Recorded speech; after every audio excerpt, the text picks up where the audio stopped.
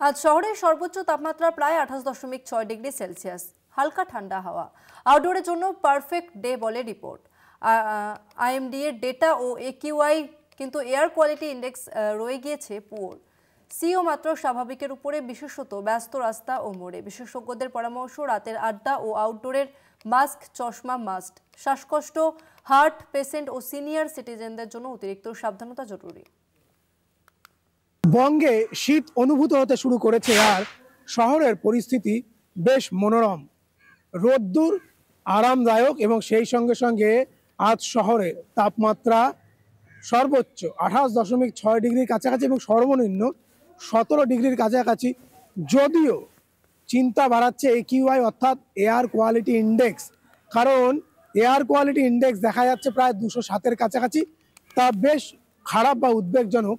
এবং সেই সঙ্গে সঙ্গে শহরে বিশেষ করে রাস্তায় বেরোলে কিন্তু বেশ কিছু সতর্কীকরণ বা সতর্কতামূলক ব্যবস্থা অবলম্বন করতে বলা হচ্ছে চিকিৎসকদের তরফ থেকে। যেমন সন্ধ্যের দিকে বাইরে বেরোলে স্বাভাবিকভাবেই মাস্ক যেমন রাখা জরুরি।